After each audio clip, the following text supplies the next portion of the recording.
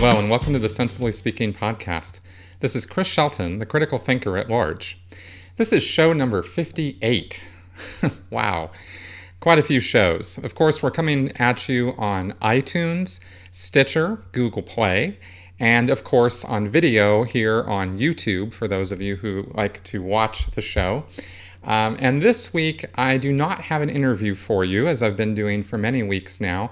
I have some lining up for the coming weeks, some very exciting ones, in fact. Very much looking forward to some of what's coming up. But this show is actually going to be centered around addressing some questions that I got from a viewer that were far too big to address in my weekly critical Q&A show, and I thought would be a good topic to take up for my podcast for the week. This has to do with destructive cults and cults in general. Groups that engage in, what has been called undue influence, brainwashing, bounded choice. I mean, there's a number of terms that we could use for this. And, there's a lot of controversy, a lot of disagreements and whatnot about cults and destructive cults. And so I thought I might try to address some of this and, just share some of what I have learned over the last 3 years since I got out of Scientology and have been, learning about this subject, and share some of my thoughts and ideas about this in answering the questions that I've received here from this viewer.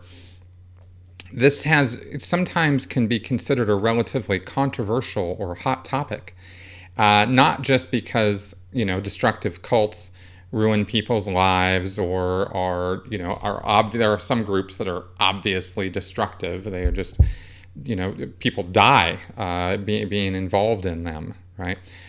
You can think of David Koresh's Branch Davidians, that Waco situation, which was certainly not helped at all by the U.S. government and the ATF going in there.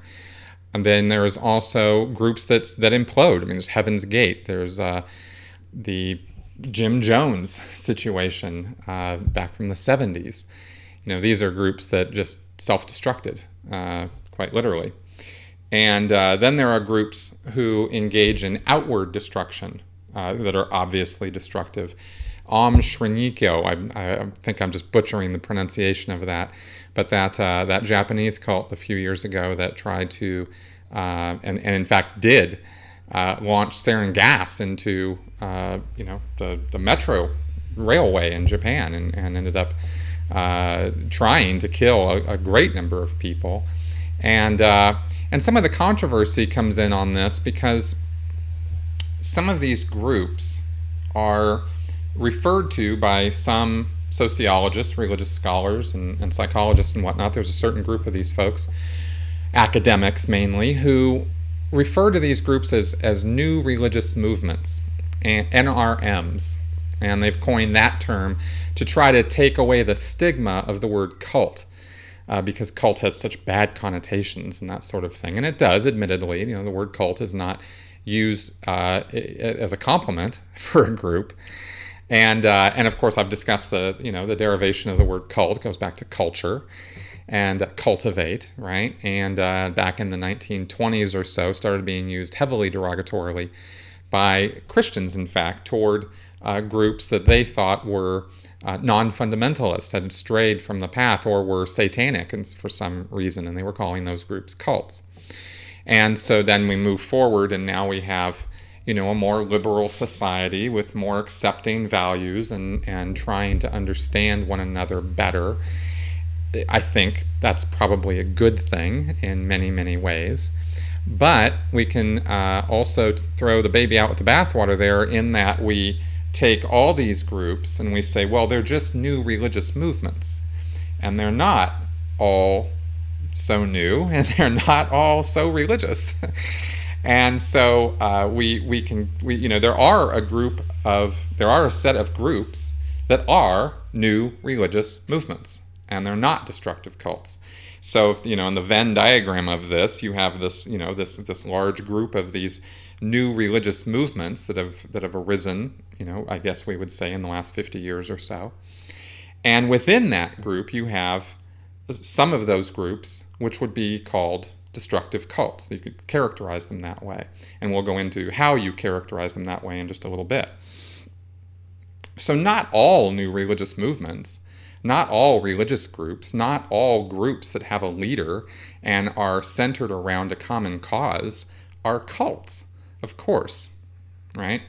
So what is it that pushes it over the edge and makes it more cult-like? Well, it's a spectrum. It's not a black and white issue. As with anything, when you learn about critical thinking and logic and reason, you find out that there are very, very few things in this world that are just black and white.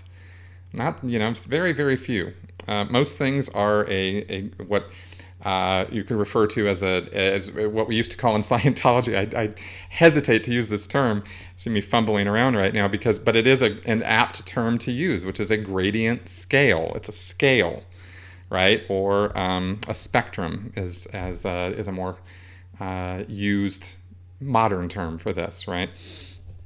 So groups can be gauged on a spectrum of how closely they meet characteristics of a destructive cult. And these characteristics have been laid out in various ways and in various places ever since this subject was receiving serious academic study. And I think by that I'm going back to the 1950s and 60s. This is just the information that I'm familiar with personally. There may be earlier works on this as well. Not all cults or destructive cults are religious in nature. That often gets missed. There are many, many, many destructive cults out there that have nothing to do with religion. There are destructive cults that are martial arts cults, political cults, social issue cults. Any group of people centered around a leader or leaders can become a destructive cult or can be founded as a destructive cult if these characteristics are in place, and religious thought or belief is not one of the characteristics. And I think that's an important distinction to make, because I think that these characteristics, when applied only to religious groups, you will miss, and you'll have this idea that that it's only in the religious sphere, right? But politics, there's a number of groups that center around political movements that have nothing to do with religion. They have to do with how the country should be run, and yet those groups can focus too closely, too narrowly on the leader, what the leader says, how the leader dictates what the followers have to do with their time and energy and money. And then you have a group there within the larger political, of all the groups that exist, all the political action committees and political parties and committees and all of these things that exist. You have the Venn diagram of all these groups, and then you have a subset within that group that could be meet the definition of destructive cults, and they're political in nature. Okay, you could also have the same thing applies with social groups. You have it's impossible to bring up any social group without pissing off somebody. And, some of you guys, just hitting the unsubscribe button just because I say the word. So I'm hesitant to even go into what social groups could involve cults.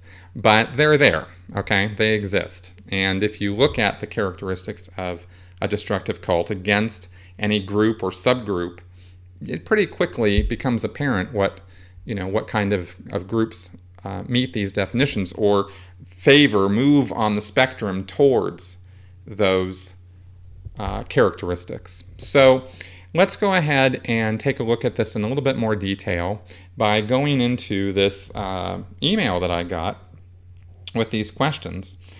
This was from a guy named Jason. That's all that I have on a signatory on this.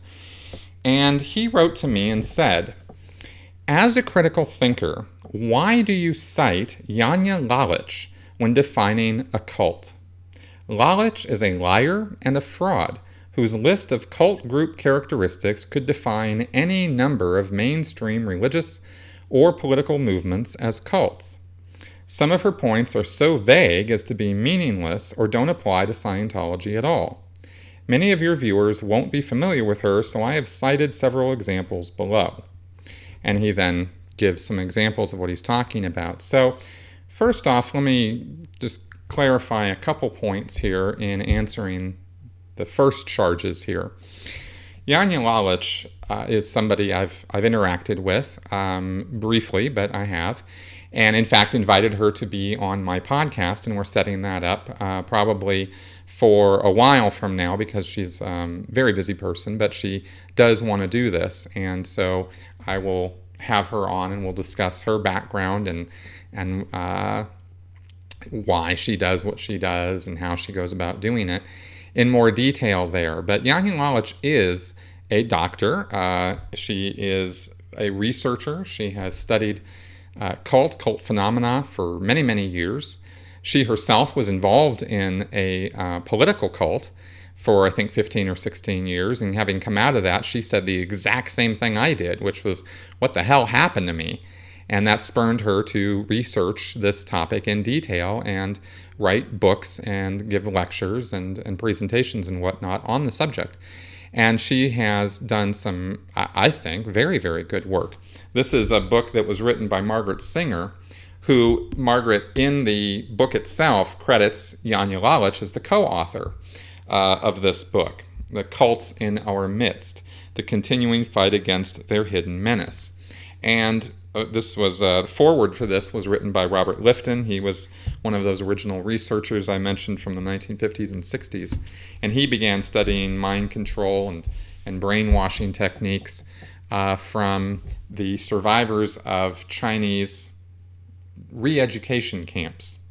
Fascinating material that he writes about thought reform.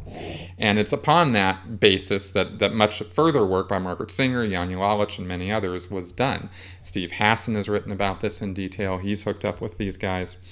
So this book, Cults in Our Midst, discusses characteristics and attributes of destructive cults in some detail, but Janja and another individual, Michael Angoni, put together a checklist of cult characteristics. And I referenced this checklist very early on in my own work, analyzing and figuring out Scientology.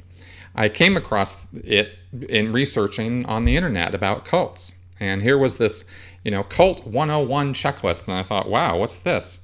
And it's on the ICSA, the International Cultic Studies Association website. And so there's a note here that I'll just go over with you to answer, getting back to this email, to answer some of the charges that this individual is making. So I think in talking about this, and I'm making it clear that my stance on Janja Lalich is that she is not a liar and a fraud. I think she has, I checked out her education. It's all valid. I've checked out and read her work. It's very, very good research. And I don't think that she's, I don't know how it is that she's supposed to be a liar and a fraud, but I will say those things that I have said in her defense. Now, she writes here, concentrated efforts at influence and control lie at the core of cultic groups, programs, and relationships. Many members, former members, and supporters of cults are not fully aware of the extent to which members may have been manipulated, exploited, even abused. The following list of social structure, social psychological, and interpersonal behavioral patterns commonly found in cultic environments may be helpful in assessing a particular group or relationship. Compare these patterns to the situation you were in or in which you, a family member, or friend is currently involved. This list may help you determine if there is cause for concern. Bear in mind that this list is not meant to be a cult scale or a definitive checklist to determine if a specific group is a cult. This is not so much a diagnostic instrument as it is an analytical tool. I have used parts of this checklist or points from this checklist in 2 videos that I've made talking about why Scientology is a destructive cult. Oh, I should probably clarify here, by the way, that destructive cult is another advisedly used term. I actually picked that up from Steve Hassan from his books, because destructive cult makes it clear that we're talking about a group that's using undue influence or bonded choice or whatever term you want to use for thought reform techniques in a destructive fashion. In other words, in a way that results in people losing, not gaining. Okay? So just to be clear about that. So that's why you hear me constantly referring to destructive cults and not just cults, not just using the word cult. I tend to not use that term all by itself. So then there is this checklist then has a series of points. I think there's 13 or so of them here. And the email goes on, brings up the very first point. The group displays excessively zealous and unquestioning commitment to its leader, and, whether he is alive or dead, regards his belief system, ideology, and practices as the truth, capital T, truth, as law. Okay, so you have a group, excessively zealous and unquestioning commitment to its leader and his belief system or ideology and practices, and that's the truth, capital T. All right. Now he says this could be applied to Scientologists and their reverence for L. Ron Hubbard. However, it could also be applied to Christianity's Jesus Christ to a far greater degree. So this is where it became clear to me, I think, or clearer to me in looking at this email, that I think Jason is protesting the use of these characteristics because he thinks that they might apply to his church or could be applied to Christian churches. And the truth of the matter is that it can be. However, let me clarify, because I'm not talking about all Christianity as a destructive cult. It's not what I'm saying. What I'm saying is that there are subgroups within the Venn diagram, all of Christianity. There's a subgroup within that group of groups that call themselves Christians that are in fact destructive cults and who use Jesus Christ as a symbol to rally around, but Jesus Christ is not a destructive cult leader, not according to the characteristics of this checklist here. However, there are individuals who will use Jesus Christ as a symbol to make themselves destructive cult leaders. This is so obvious. It's amazing. I don't think I would really need to point out lots and lots of examples or how this could be. Westboro Baptist is without question, or was without question, a destructive cult. Now that Fred Phelps is dead, I don't know that they're still a destructive cult as such. I don't know what the organization of the Westboro Baptists is now or who's taken over. I haven't bothered to look into it. But that group could definitely be regarded as a destructive cult. So merely by the fact that it could be applied to Christianity as Jesus Christ to a far greater degree, I think there's some lack of understanding of what if this individual, Jason, if you're writing to me about this because you think that your run-of-the-mill Christian is supposed to fit under this, well, they don't. Your run-of-the-mill Christian is not excessively zealous and does not give unquestioning commitment to their local church leader or to Jesus Christ for that matter, because Jesus Christ isn't around to direct and tell them and dictate to them what they have to do with their life. Jesus Christ is manifest through a book and through the words of the leader or leaders of whatever group or church or parish or congregation you're part of.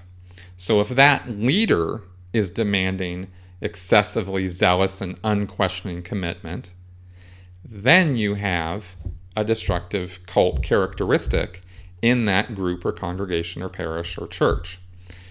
But the fact that somebody follows the words of Jesus Christ and tries to live a better life because of that does not fit this point of the destructive cult characteristics. So I'm just trying to look at this from a couple of different angles here to determine what what point you're trying to make as to why it is that this point, the very first point of the checklist, is inapplicable or too broad or something like that, because it's very much not too broad.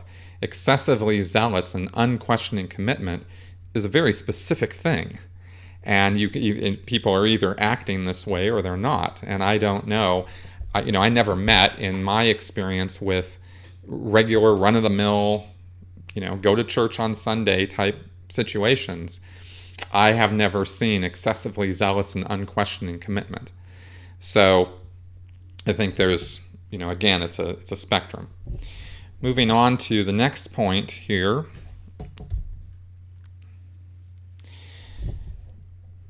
The next point of the email, he says,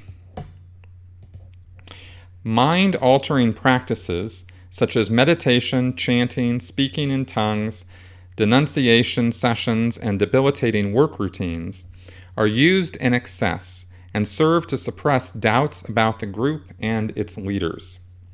And Jason says, this could describe Scientology forcing the Sea Org to perform arbitrary manual labor, though it wouldn't apply to public Scientologists. But it could also define Christians singing songs together at church and group praying. Also, Lalich fails to define what excess means in her definition. Is 10 instances of group chanting, singing, or praying excessive within a 1-hour church service? What if somebody went to a 1-hour church service 7 days a week and participated in such an activity? It's vague. Okay. Again, I don't think that this is vague, because the point that is being used here is that there are mind-altering practices used to excess. And these mind-altering practices have a purpose, and that is they serve to suppress doubts about the group and its leaders. Okay, so just by this is very. It is not merely the fact that a person is singing in church, chanting in a church, speaking in tongues in a church. These are not things that fall under this characteristic of destructive cults. It is mind-altering practices such as doing these kinds of things to the point where your mind is being altered so as to suppress doubts about the group and its leader. Okay, and this is done in these destructive cult groups. If a person is experiencing, gee, I just don't know what to do, I'm not sure if I should be here, I feel like maybe the leader doesn't really know what he's talking about all the time, and that person will then be made to go do repetitive, excessive chanting or meditation or prayer, or in the case of Scientology, and you're absolutely dead wrong that this does not apply to public Scientologists. This absolutely applies to public Scientologists. They could be made in Scientology to go do TRs or go do MEST work. Okay, and that's what they call it in Scientology. MEST work is matter, energy, space-time, MEST. In other words, physical labor. Okay. Scientologists at the public level, as well as staff, as well as Sea Org, are made to go do hard physical labor when they are experiencing times of doubt or personal turmoil or upset about the organization and whether they should be part of it. And so this point very much applies to Scientology, but it applies to any group who would do this sort of thing. And to associate this point with singing songs at church indicates that you have no clue what this woman is describing here and haven't actually read the words of the point. So, I don't know what else to say about that except you're just not getting it. So please take a look at that again. All right, now the next point he brings up here, 3, this is the next point on the checklist. He says the leadership dictates, sometimes in great detail, how members should think, act, and feel. For example, members must get permission to date, change jobs, marry, or leaders prescribe what types of clothes to wear, where to live, whether or not to have children, how to discipline children, and so forth. And he says here, Scientology does not dictate to public members who to date or marry, where to work, what to wear, whether or not to have children, how to discipline children, etc. However, the Bible does dictate all those things. Okay, well, again, Jason, you have no idea what you're talking about in terms of Scientology, because it does dictate all of those things to its public members. Believe me, if a Scientologist at any level came into the church one day and said that he or she was now dating or wanted to marry a psychiatrist or a psychologist or somebody who worked at Big Pharma prescribing psychotropic medications to children, or anything like that that Scientology would protest against, if a Scientologist walked into the Church of Scientology and said they wanted to marry somebody like me, who spoke out against Scientology, who had things to say about Scientology that were not favorable about it, that Scientologist would absolutely be sat down in an ethics office, and an ethics officer would then go about working that person over to change their mind. And they would not stop until that person either changed their mind or that person would be kicked out of Scientology for doing what that person wanted to do, marrying or dating or going out with or having, intimate relations with somebody that Scientology considered an enemy to Scientology. I myself, when I was in Scientology, dealt with people in that situation. So I know for a fact that that's what happens in that group. Jason, I recommend that you get yourself a little bit more educated about Scientology. As far as children go as well, whether or not to have children, how to discipline children, there's a lecture L. Ron Hubbard gave called Child Scientology.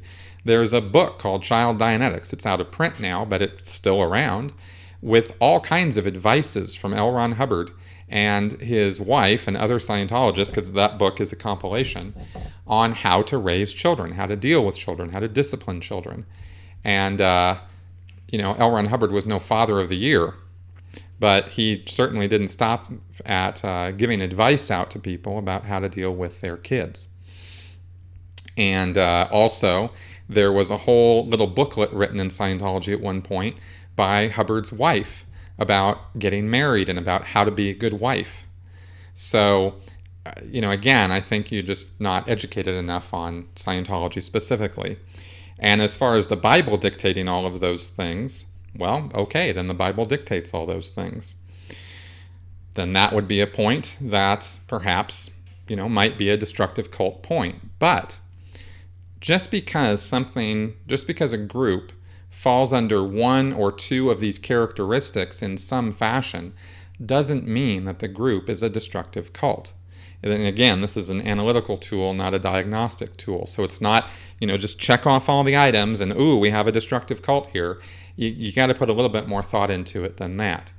So there are groups out there that I have discussed and talked about on my channel beyond Scientology, such as the group the Duggars are part of, the Bill Gothard Christian cult.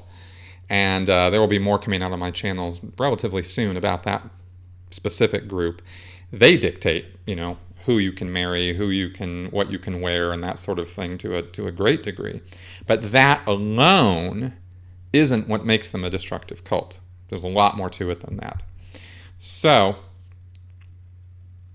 and also another point about this, of course, is that these ideas are not common sense ideas. This business of who you get married to, changing jobs, what clothes you wear, all that. It's a matter of being dictated to by a leader, right? So your life is actually being run by this guy to that degree. So that's kind of the point that you would have to fit that into. If a group is making recommendations as to what kind of clothes to wear or something, it's not a destructive cult. After these messages, we'll be right back. Hey there. I just want to take a moment to let you know about a new website that I think you might find useful. I'm sure those of you who are listening to the show right now have been wondering about this mug sitting here that says "Got Logic." And those of you who are watching are wondering, where do I get logic? How do you get your fill? Well, fortunately for you, I have the answers. Introducing the Critical Merchandise web store, hosted by Spreadshirt.com. If you think that facts matter, that critical thinking is not just for breakfast anymore, and you want to let your friends know that their lack of logic is disturbing, then you need look no further than the Critical Merchandise website. By popular demand, I've put these products together for you guys, and I think you'll find all of them helpful and useful reminders to yourself and to others that sense, logic, and reason are something all of us could use a little bit more of in our lives. Check out Critical Merchandise Store by either using the link below on this channel or by looking on sensiblyspeaking.com at the Critical Merchandise link at the top of the page. 100% of the funds raised from your purchases go back to making this show and my YouTube channel a reality, and I really do appreciate your support. Check out Critical Merchandise today. All right, the next point he brings up. The group is preoccupied with bringing in new members. And that is right here. And also he says, 5, the group is preoccupied with making money. That is definitely another point. And members are expected to devote inordinate amounts of time to the group and group-related activities. So that's another point. So those are 3 points in a row there. And he says here, terms such as preoccupied and inordinate are not defined. All mainstream religions and political groups are committed to bringing in new members and receiving funding for the upkeep of their operations. Okay. Jason, preoccupied and inordinate are defined in the dictionary. Please look them up, and I think this point will be a little clearer for you. Yes, groups are in need of funding and members in order to be groups for the most part. That's what gets things going. That's what greases the wheels here in society. But a group being preoccupied with bringing in new members and preoccupied with making money means there's and again, inordinate, right? Members are expected to devote inordinate amounts of time to the group. Again, we're moving into excessiveness. It's a scale, and you have to judge these things relative to what would be normal for a group of its kind in terms of raising money, right? Let's take a look at Scientology, for example. So you have every single time a person walks into a Church of Scientology, they are probably going to be hit up for money.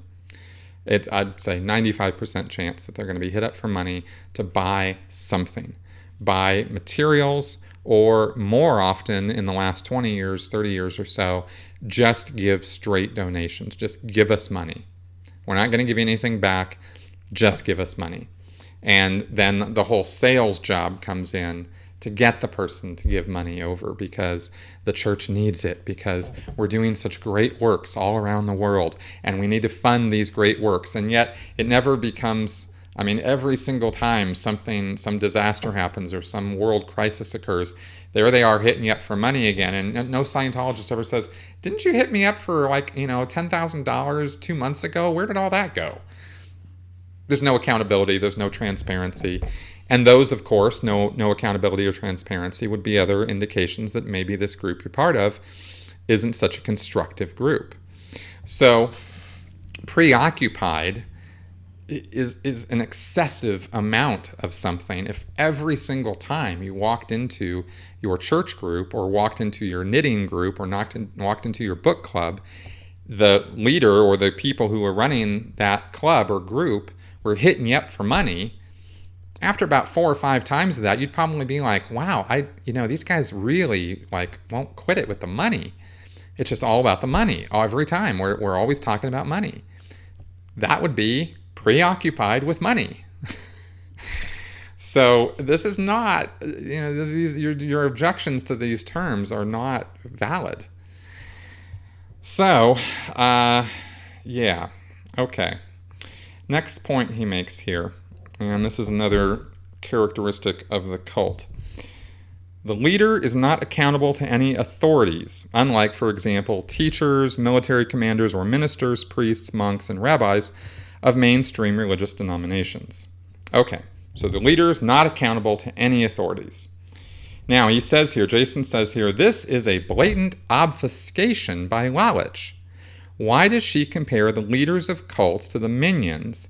Priests, monks, teachers, and military commanders are all low-ranked in their respective hierarchies of other groups.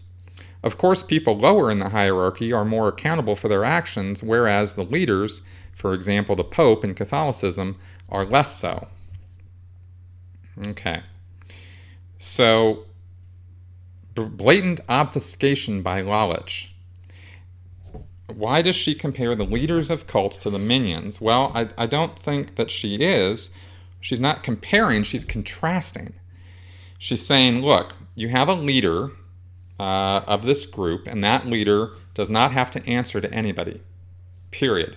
No one in the group, there's no discipline that can be directed or enacted toward that leader to, say, remove him from power, get him to change his ways, get him to modify some judgment or decision that he's made, however, harsh it might be, get him to mitigate something that he's doing. There's no one who can stop this guy from whatever it is that he's saying or doing.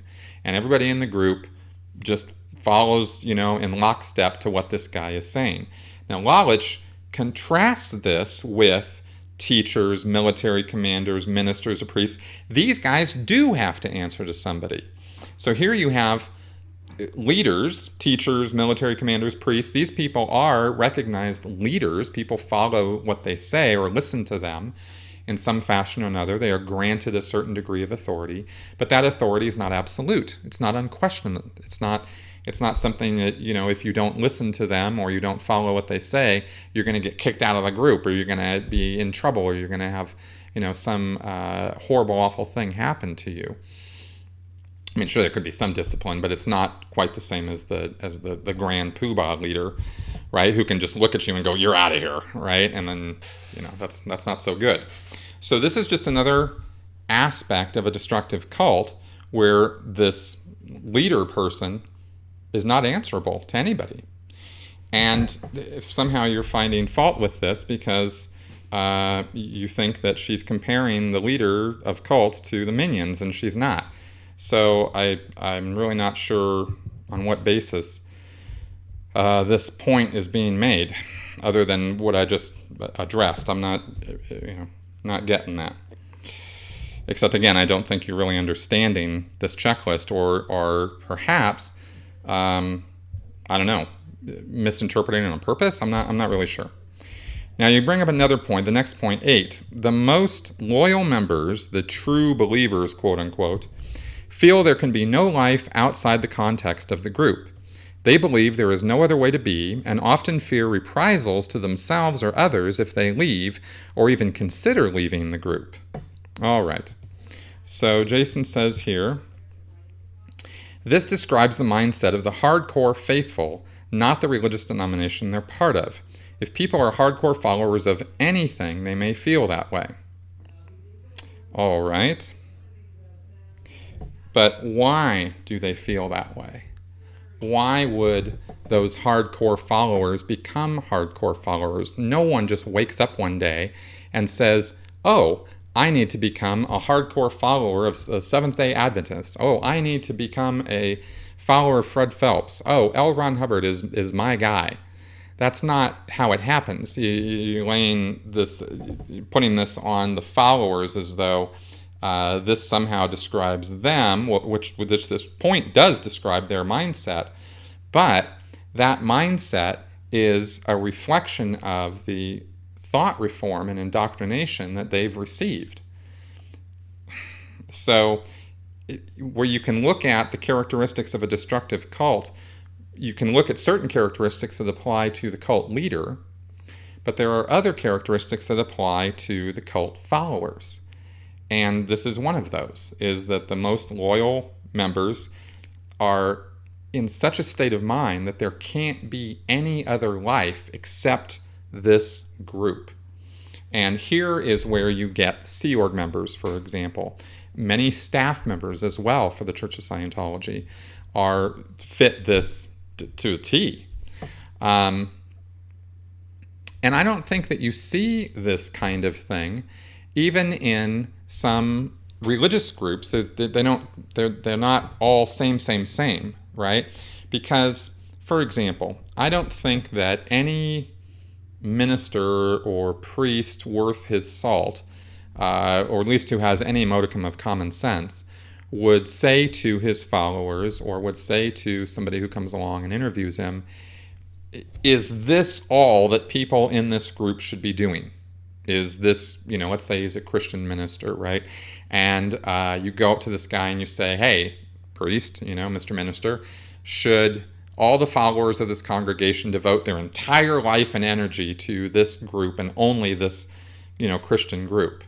I'm pretty sure most of them, if you surveyed about, are going to say, no, absolutely not. They should raise their family. They should have a job. They should take vacations. They should enjoy the life that God gave them, right? Life is supposed to be enjoyed and is supposed to be something that people, get something out of on their way through to salvation in heaven. And if they've accepted Jesus as their Lord, then they're saved and they go to church and remind themselves of that and partake in God's greater good and continue on and live their life the way that they think they should within the moral bounds of what, the Bible or Jesus says.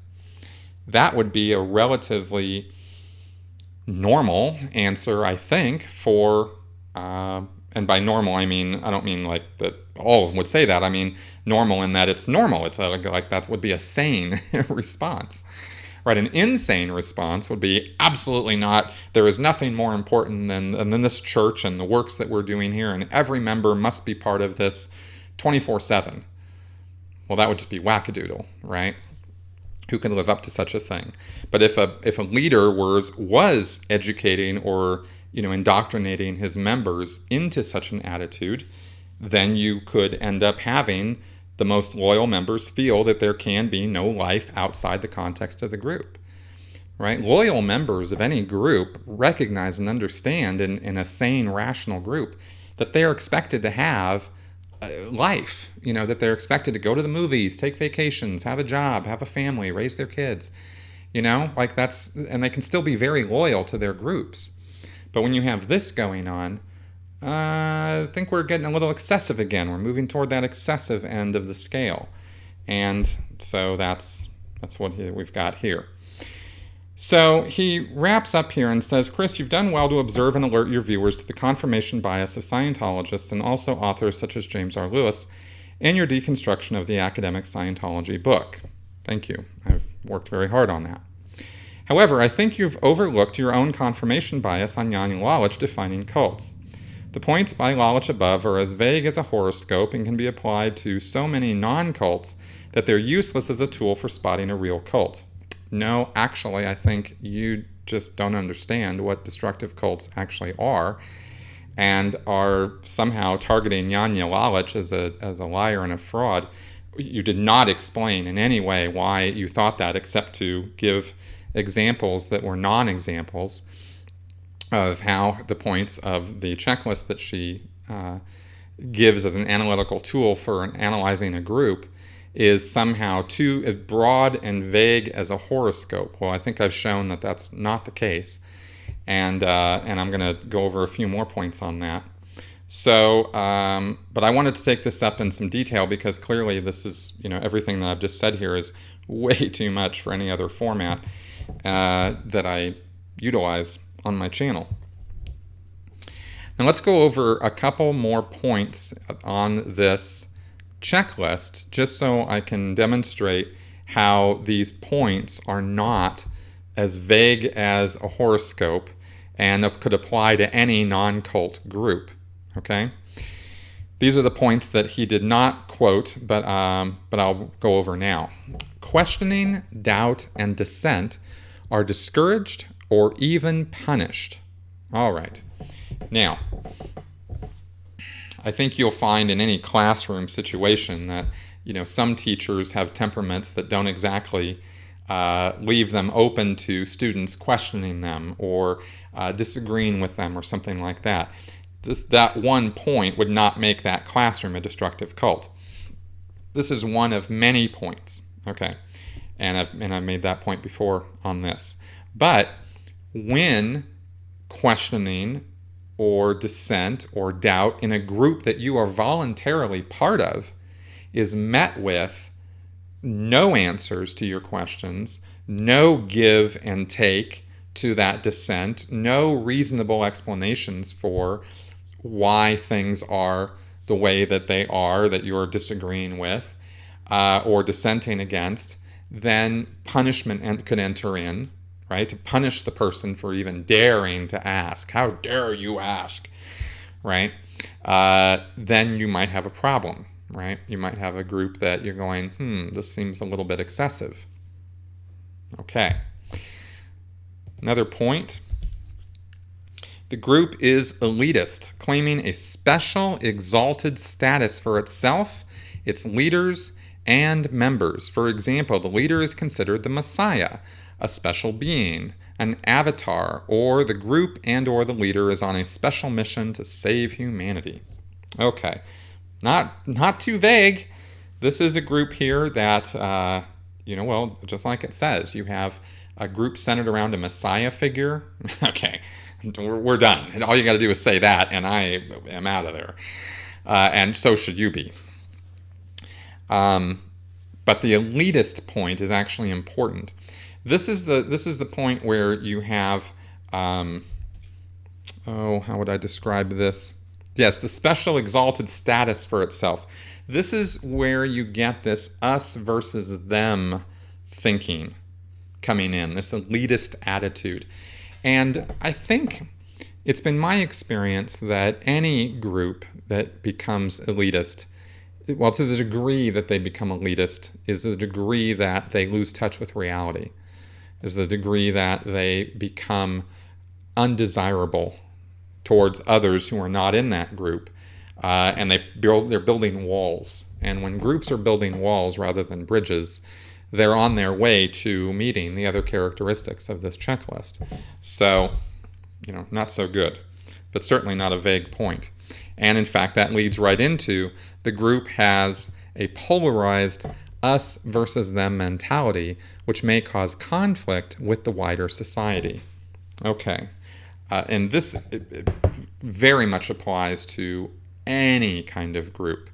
Where the group, and the way this kind of thing tends to get indoctrinated or educated into the members by the leader is when the leaders, subtly or not so subtly, it tends to start subtly and move into more blatant statements against anyone who is not part of that group. That elitist attitude enters in, and it really becomes polarized where it starts entering in value judgments of, we're here in our Boy Scout troop, and those Boy Scouts over there are the slack, horrible, awful. Those guys don't know what they're doing. They're not meeting the true definition of a scout. They don't follow the code of a scout member and, code of a Boy Scout. Or whatever, right? You start getting this whole rah towards other groups. Like I said, usually for new members or for members who've only been in for a little while, it tends to start subtly. It tends to be this build-up until the person has gradually accepted more and more and more of this until they themselves believe that they are the best, the most right, the righteous, the only ones with the truth, and everybody else, they're just a bunch of bums and pirates and horrible people, and they're not the lucky ones. They don't have, the truth, capital T. Okay, another point. The group teaches or implies that its supposedly exalted ends justify whatever means it deems necessary. This may result in members participating in behaviors or activities they would have considered reprehensible or unethical before joining the group. For example, lying to family or friends, or collecting money for bogus charities, or fair gaming people, stalking and harassing them, going through their mail and their trash. These are all things that Scientologists do in the name of forwarding Scientology. They justify it with it's the greatest good for the greatest number that they do these things. But any kind of vandalism, breaking and entering, stalking, bullying, even all the way up to murder fit under this point. And when you have those kind of activities going on in any group, well, I would say you're moving in a direction of destructiveness, not constructiveness.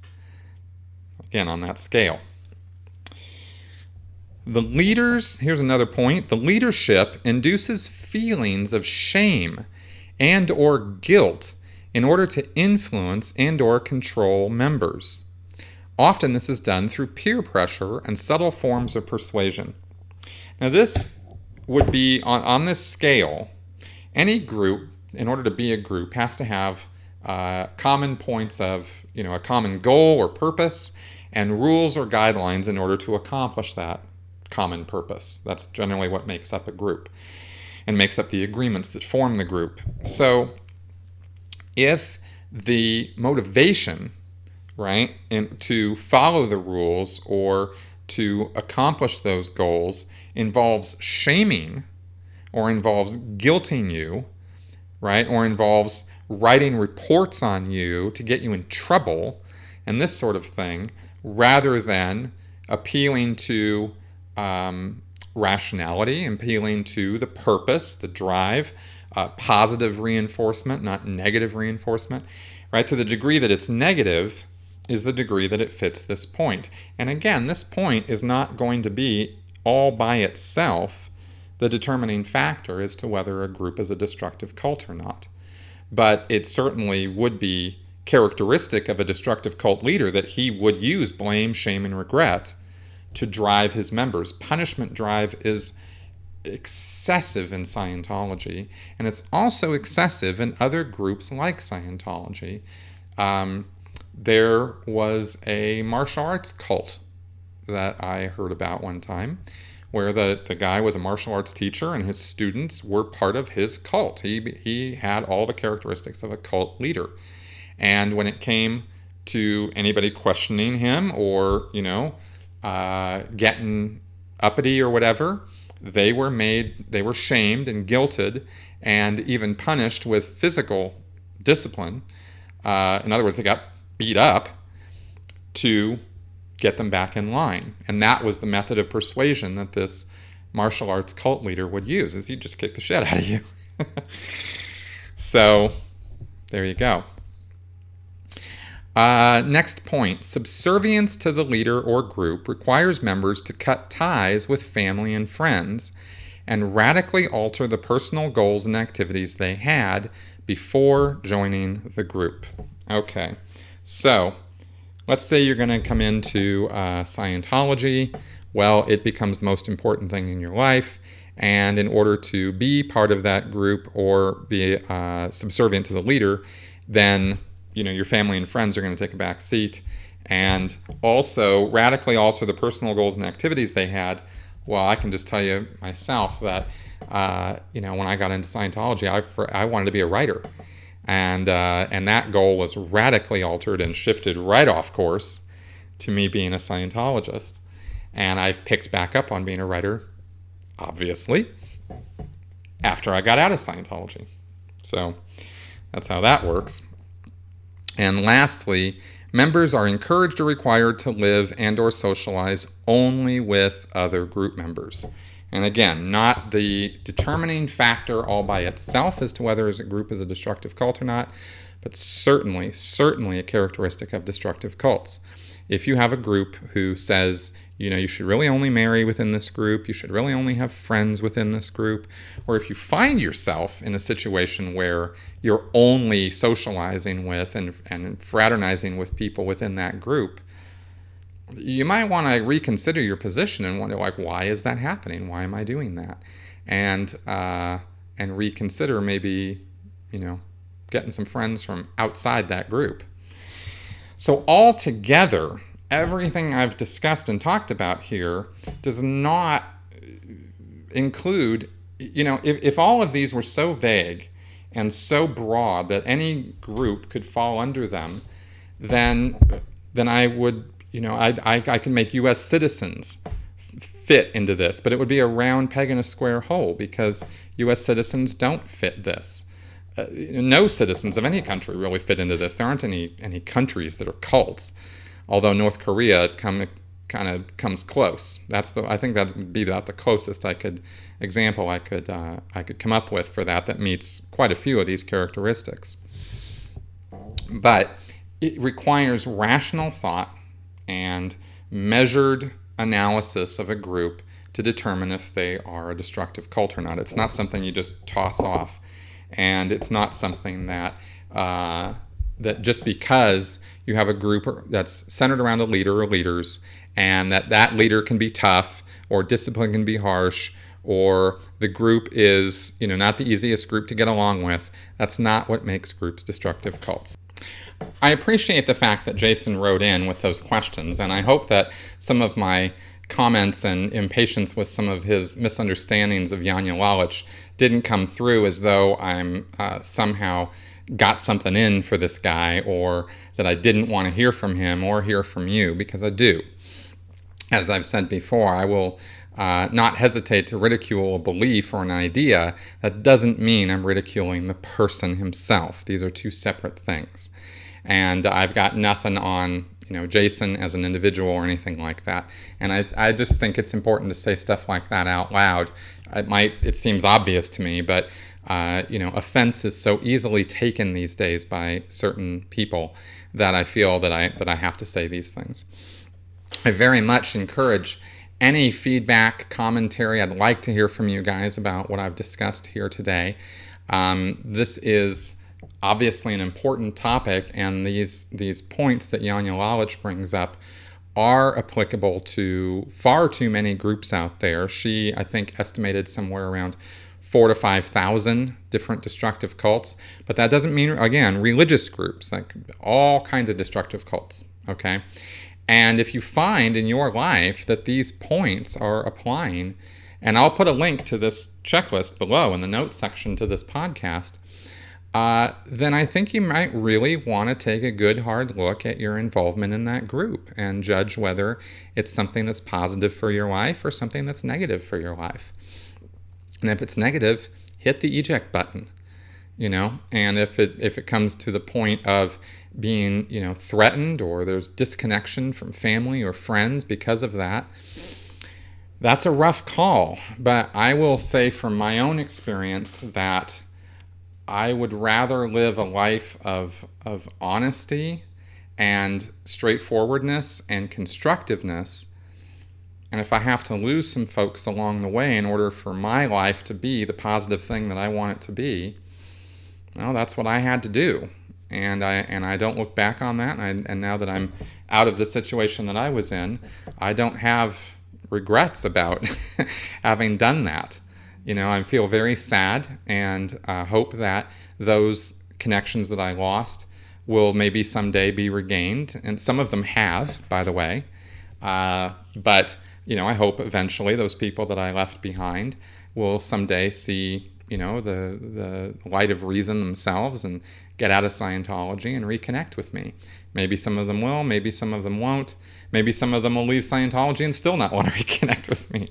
That's okay too, But as far as, you're concerned out there, these groups are destructive cults for a reason. They're destructive. They take a toll on people's lives, and, it's better to be out of them for sure. Okay, so with all that said, I thank you very much for coming around this week and listening to my diatribes here.